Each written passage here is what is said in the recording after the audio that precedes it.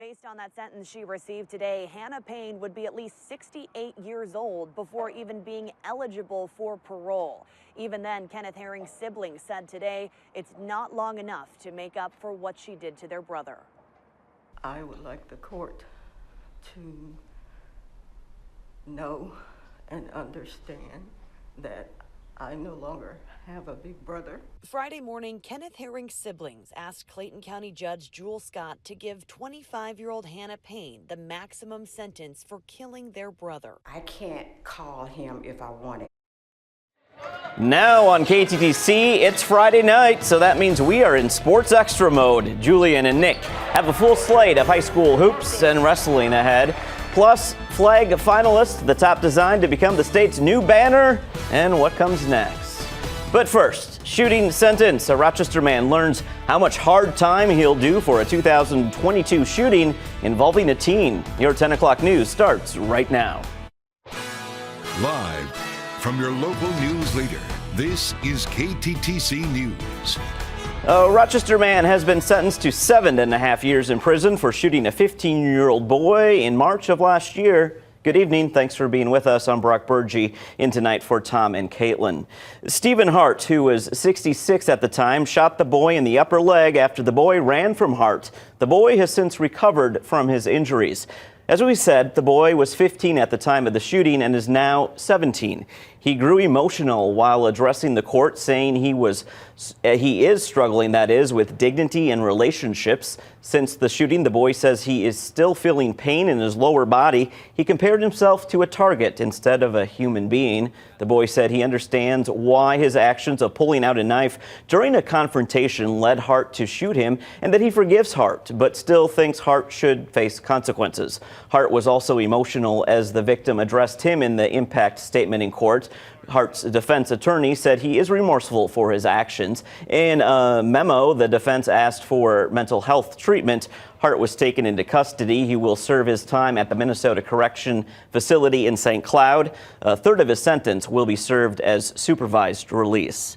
Meanwhile, a Leroy man will spend 10 years in prison after pleading guilty to a felony offense involving a minor, and it all happened while he was a registered sex offender. Richard Vanderwoord was sentenced to this week in U.S. District Court. Back in April, court records show that the 63-year-old knowingly attempted to send obscene material to a minor through a web-based app. This happened in February 2020 when Vanderwoord reached out to who he thought was a 14-year-old girl in Tennessee. He was actually, though, communicating with an undercover FBI agent. Court documents show Vanderwoord shared sexually explicit materials, including photos of himself. An FBI investigation led to his arrest. And then there was one. A finalist for Minnesota's new state flag was chosen earlier tonight. Now, there's still some design work that needs to be done, but soon a new flag is set to fly over the North Star State. One of these variations right here of what's called F1953 will likely be flying over the state capitol come next year. The State Emblems Redesign Commission will finalize exactly what the flag will look like, but this is the design that they've picked out.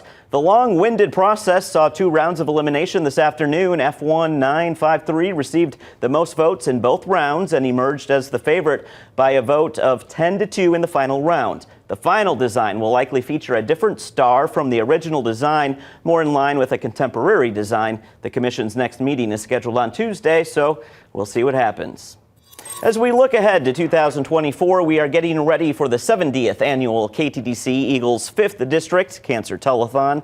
A big anniversary we're celebrating this year as we come together to raise money for cancer research. All of the money raised stays right here in southern Minnesota, benefiting researchers at Mayo Clinic, the Hormel Institute, and also the University of Minnesota. We hope you will join us on January 13th and January 14th as we raise hope and awareness for cancer research. Still ahead for you tonight at 5, Chief Meteorologist Nick Jansen will join us. He will preview your weekend forecast and also take a look ahead to that all-important week leading up to Christmas. That's coming up next in your First Alert weather.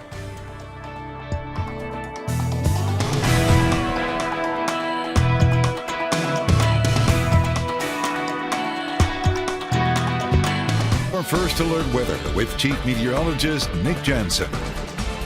We have some light rainfall across the region here tonight. Showers will kind of be on and off throughout most of the overnight hours into early Saturday. Not expecting too much cold air to move in, which means we shouldn't change this over to snow or even a rain-snow mix throughout most of the duration of this event. A lot of the rainfall about Highway 14 and to the north, and we'll switch to a high-resolution radar in just a second and kind of show you where the bulk of the rainfall is actually making it down to the ground. The darker colors here, that's the better reflectivity in terms of the intensity of the rainfall. So if I change this over to our high resolution radar, it gives you a better depiction of where the rain is actually making it all the way down to the ground. And again, we really just look at Highway 14 and to the north. We do have some pockets of maybe some moderate rainfall through about northern Goodhue County out near Mankato. That's where we have the better reflectivity at this point in time. Notice even in Olmsted County, some spotty showers, especially on the northern edge of the county here into Goodhue, into Wabasha counties. That's where we have the bulk of the rainfall at this hour. Eventually, we'll continue to defeat that dry air that we have down towards the surface, and we will have some light showers I-90 into the south here tonight. Center of low pressure off to our north. Boundary is well to our north too, so low out to the west, boundary to the north. Notice the snowfall trying to change over for those areas just to the north of that stationary boundary. Low continues to move down to the south-southeast, and we will have the threat for some showers through most of the overnight hours. Lewis and Ada live camera, we do see the wet roads here on the north end of town. Temperature right now in Rochester at 36, finally registering some rainfall down at RSD on the southern side of the town. We're out of the east for our wind, about 8 miles per hour.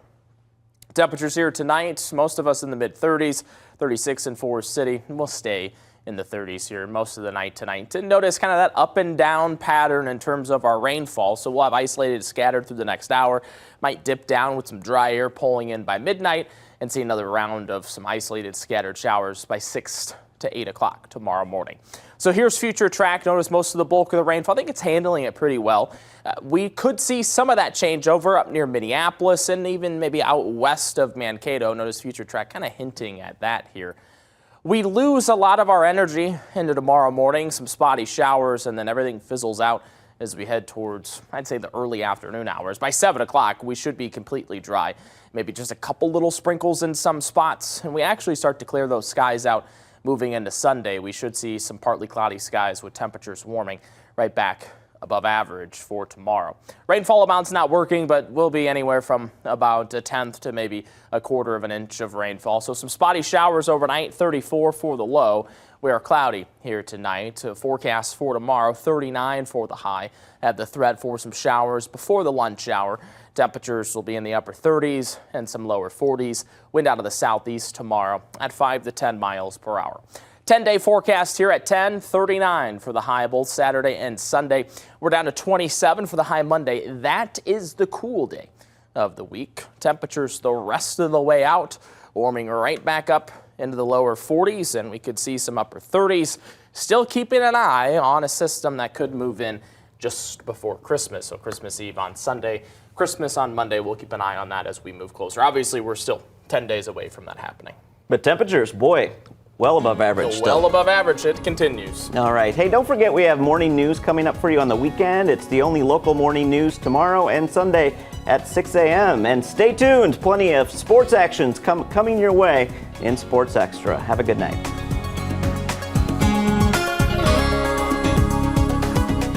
Highlights and scores. This is KTTC Sports Extra.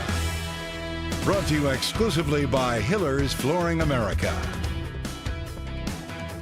What's going on, friends, and welcome into Sports Extra. I'm Julie Mitchell alongside Nick Speliopoulos. We have a great show for you tonight with action on the hardwood. Also, we've got a great story for you on St. Charles Senior McCaden Gust. But first, we head to Mayo Civic Center Arena. Day one of the Minnesota Matt Boss Christmas Tournament. We'll start with second-ranked 160 wrestler Luke Swanson out of Casson Manorville. Starting the bout with a bang. Later in the round, a pin of Dominic Party makes quick work for Swanson, putting him in the next round. Mayo's 9th-ranked Ethan Pepper would go on to defeat Alex Mock with a second-round pin. Pepper winning all of his matches today by fall. Back to some Comets action, continuing to show why they're the second-ranked team in Class 2A. Owen Nelson and an open round bye, proceeding to take his next two opponents out with a pin. 6 of the 40 team field, not from Minnesota. KM's 152 Joseph Kennedy taking out Xavier McGuire of South Dakota's Brandon Valley. PEM getting in on some pins this afternoon too. Alexander Bedstead besting New Prague's Owen Johnson. Bedstead would lose in the next round to Minnetonka's Marco Christensen by tech fall. In 215, Albert Lee's Tegan Tolbers had a 6-3 lead over Park's Jesse Wright. Now, Wright managed to sneak in a takedown in the final seconds, but Tolbers would be the one walking away victorious with a 6-5 decision. Thank you, Nick. Love that tournament at final day tomorrow, again at Mayo Civic Center. Let's head to some boys hoops. Mayo hosting 12th-ranked Mankato West. Spartans lost its last 2 games, looking for a dub here. Squad came out strong early. Isaac Peterson off the bounce, little right-hand runner. What touch on that 5-point Spartans lead. Now, it took West a second to get going, but Talay Sartell has the spark through contact, puts it in and one, 3-point game. A little later, Kyle Steinke, step back, the 3, gets the shooter's roll on the away rims, tie ball game. Spartans to respond. Sawyer Markham, little size up here, cross, behind the back, to the hoop. Look at this scoop with the right hand. What a move. Love his game. Mayo takes the lead again. More Mayo. Markham, this time for 3. Call him Mark him. Big bucket. Lead back up to 5 for Mayo as the Spartans get a big win on the home floor. A final score of 83-62. Spartans with a big win there to get back in the win column. Let's go to girls basketball next out of Mankato East. The Cougars girls basketball team hosted John Marshall. Rockets out there 5-0 to start this season. Slow start for both teams. This is Cougars' Ellie Edberg opening up the scoring with a 3-pointer. A pass up to the top here. The key in John Marshall's ball. Morwall dumps it down low to Kiru Othau. Finishes it off for the bucket. Mankato East coming right back. Haley Petzel gets to work in the paint. She'll hit that jumper as Mankato East led this one by 7 early on here as John Marshall fall on the road in this one. A final score 65-52. Rockets drop a hard-fought game on the road there to Mankato East. Nick? Back to boys basketball. Zumbrota Mazeppa having a good start to the year. Now a good test visiting 6th-ranked Stewartville Tigers. We pick this up in the second half. Cougs get the ball inside and then a kick out to the corner. That's a specialist badge knockdown 3 from Ethan Miller. Great ball movement from the Tigers here. And Caleb Jansen stuffs offenses in the fall. Stuffs it home from himself on the home floor this winter. Miller, mirroring Jansen, makes a backdoor cut. Jumper with the left hand is good. Now Jason Schindler with the save on defense gets it to Jansen, who gives it to Parker Wong. And we've seen him throw some touchdown passes in the fall as well. A lofty outlet pass finds Tegan Malone. No dunk, but nonetheless 2 points. Stewie defense keeping the pressure on, forces another turnover, and Wongan ahead to Malone, back to Wongan for another close range bucket. This one was all Stewartville tonight. They kind of start to knock down the Zumbrota Mazeppa Cougars. Final score from that one, 81-53. Some other scores from boys hoops. Lake City wins 64-42. Keegan Ryan had 16. Gavin Lawrenson added 13 as the Wildcats, the losing team there. And Lourdes, tough night on the road. They fall to Cannon Falls 31-72. Well, all right. We're just getting started here on Sports Extra. Still ahead, 5-0 Cotter hosts Fillmore Central. Find out if the Ramblers can stay undefeated. Plus, it's a Big 9 battle in O-Town. The Huskies host Austin. We'll have highlights from Owatonna after this quick 2-minute timeout. This is a breaking news special report. We pause our action here. This just in to our newsroom, a crash on 55th Street Northwest. This is a photo KTTC took from the scene. No word on any injuries at this hour. We'll have more tomorrow morning at 6. Moving to basketball now, we head to Owatonna. Austin out there to take on the Huskies. Had a seesaw of a match here. One thing you can't do to start is leave the Packers open on the perimeter. It cost the Huskies right here. Isaac Osgood knocking down the triple. Cole Brink now for the Packers. He had himself a night. Falling as he shoots. Still makes the 3 to cut the lead to 6. That's an and one there. Get hype. The Huskies refuse to relinquish the lead. Cole Dahl buries this one right in front of the student section. Look at them. Go crazy. We love to see it. Packers still trailing, but the break again continues to perform at a high level. Tips the pass, takes it coast to coast for the easy layup, closing the gap there. Looked like we had a good game out in Owatonna. Last check, though, we do have this score, and here we go. 78-61. Huskies get a win at home over the Packers. Nothing in from Century against Northfield. Winona, Albert Lee.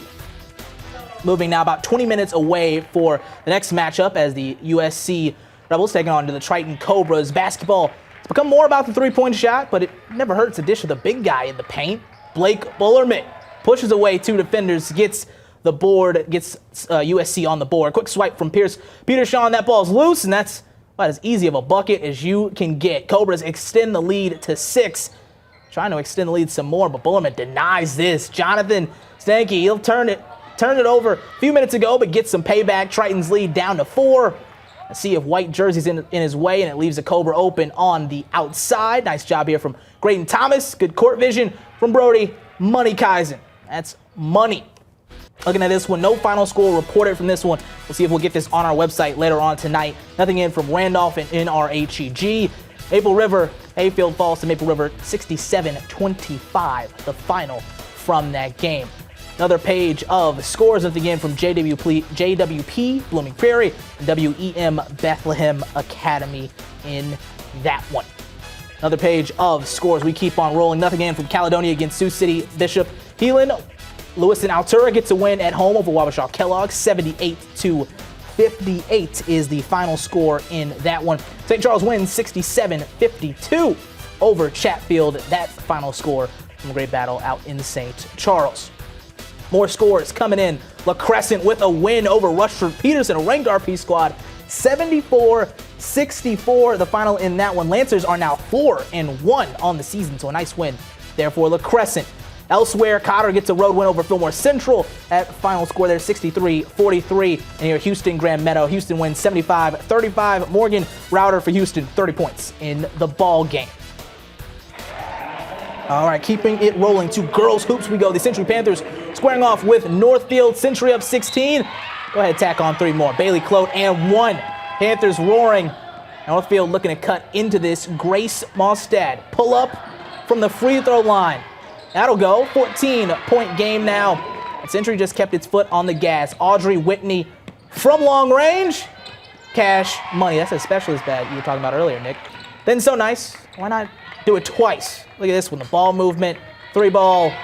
Bangarang. Panthers head to half up 17 as Century gets a win on the home floor, rebounding from a loss last time out. 69-51. Panthers with the win in that one.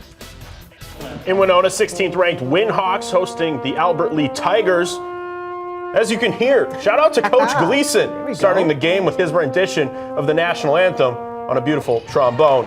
Now to the game, Winhawks early. Olivia Bell attacks the paint. Floater with the right hand, hits the back iron, dropping in with a little shooter's touch. Bell again aggressive on the drive, gets past one, finishes over another. 4-0 early.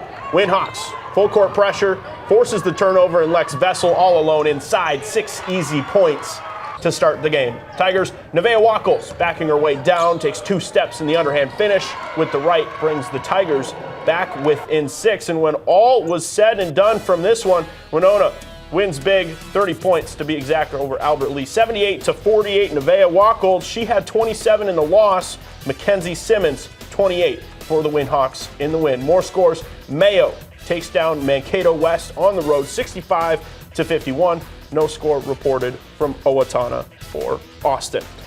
More scores on tap, a big ranked win for the Stewartville Tigers. They win 71-52 at Zumbrota Mazeppa. Now, flip the script for girls basketball in the Cannon Falls Lourdes battle tonight. Lourdes winning big 80-38. And the Goodhue Wildcats continue to have a strong start. That's Josh Weemy's squad. They win big 84-63 over Goodhue. Julian, help me out here. Elizabeth Gideon, 36. 36, Kendall Lodemeyer, 14 points as well in that win. Balling out for the Wildcats. I believe more scores here. Casson Manorville on the road picks up an 11-point win over Hastings, 61-50. Now, staying in Winona, we go to 13th ranked Cotter Ramblers, welcoming in the Falcons of Fillmore Central. Ramblers defense suffocating the Falcons early. The turnover springs a leading outlet for Lily Herber. Jump stop here, in for the bucket. Falcons work it inside, turnaround jumper. Camry Broadwater banks it out, but Haley O'Connor cleans up the glass. Second chance points for Fillmore Central. Ramblers loose ball on offense. Lucy Fitch gets it to Clarissa Sauer, and the jumper from the high post gives Cotter a 3-point lead. Ramblers, now they've got a full court press. Falcons attack with speed. O'Connor across half court and a nifty bounce pass inside to Brooklyn Simon. Open, free on the right block, keeping it close. Cotter still leading by 6. When this one was said and done, 61-44 the final in favor of the Ramblers. Rushford Peterson girls, they win by 22 over La Crescent. No score for 12th ranked Dover Iota visiting PEM. More for you now here. The Chatfield Gophers win 69-23 over the St. Charles girls. And Lewiston Altura wins tonight on their home court 57-33 over Wabasha Kellogg. Now, Lyle Pacelli, the Athletics making the trip to Spring Valley to face the Kingsland Knights. We get started right away. A's ball inside, and Madeline Klankowski puts her in finisher, the hoop and the horn. Klankowski at the line gets the 3-point play to roll in.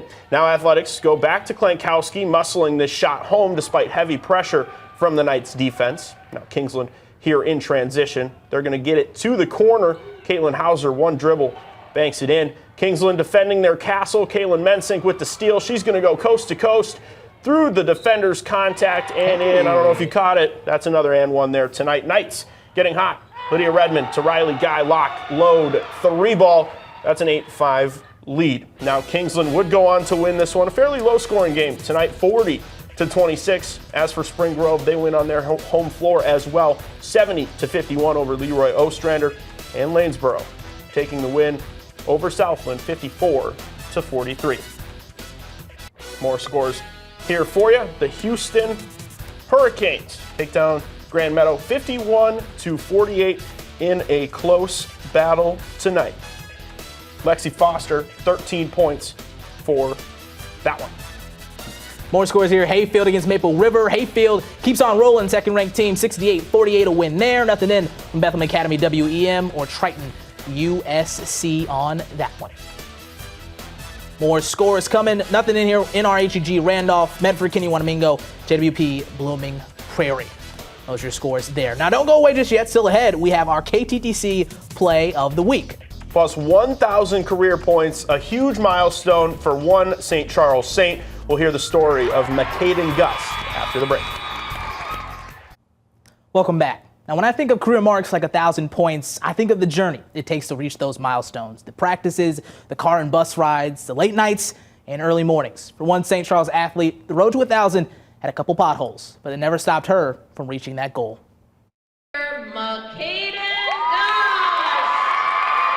In life, there are moments you'll never forget. I think all athletes, basketball athletes, dream of that moment, and finally, me being able to achieve that milestone. For McCaden Gust, one of those happened this week. Her 1,000th career point, just the 7th St. Charles Saint to do so. Just like a weight lifted off my shoulder just a little bit, just because it's finally been the building blocks. Those building blocks to get here have come with both good and bad. A 3-sport athlete at St. Charles, Gust suffered a season-ending knee injury in the state soccer semifinals, but she didn't want this year to end like her sophomore season. 10th grade year, I was just more of, why is this happening? But this year, it's happening, and you have to fix it, and there's nothing you can do about it, but you just have to believe and trust the process. Me being on that leaderboard has nothing really to do with me, but just who has pushed me along these ways. Fulfilling a journey that started years ago when Mom coached hoops. She came to practice in an infant carrier, and that's where she learned that, and that's where she developed that love of the game, because I brought her to practice. Now Gust spreads that same love at Court 6, teaching the next generation. This is my way of giving back to the community and just helping grow the love for basketball, even though I can't physically do anything about it, but it's me just expressing that feeling and that rush that you get when you're playing basketball. An incredible career for Gus. She's set to have surgery soon. Well wishes on a speedy recovery. Nick, you got a play of the week over there for us? Absolutely right, Julian. We saw it in the Stewartville boys basketball game. Caleb Jansen from the baseline, jamming it home. Now, we talked in the break, Julian. I didn't expect the linebacker, the star linebacker, to get up like that. But hey, you surprised me, Caleb. Congratulations on the play of the week. Got buddies. You know, who knows? We might see that a couple more times this season. Almost ripped the rim down, too. Gotta say, we were talking about it. Those Stewartville jerseys, Clean. fire.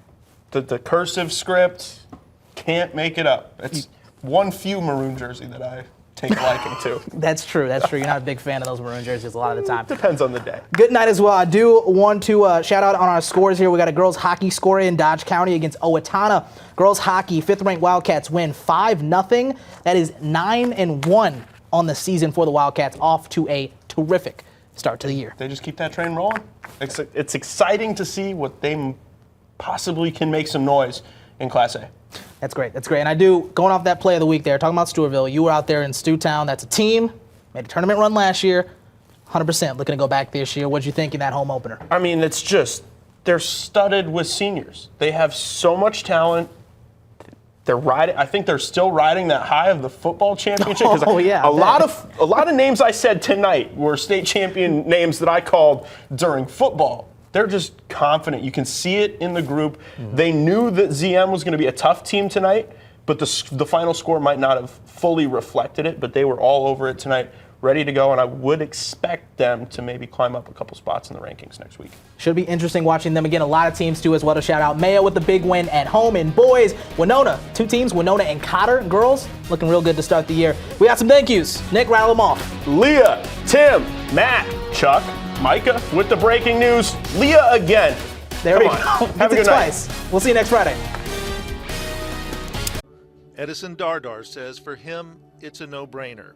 He and 3 others will stay in a place his ancestors have inhabited for 5 generations, in spite of hurricanes and high water, because it's home. That's because I was born and raised here, I guess, and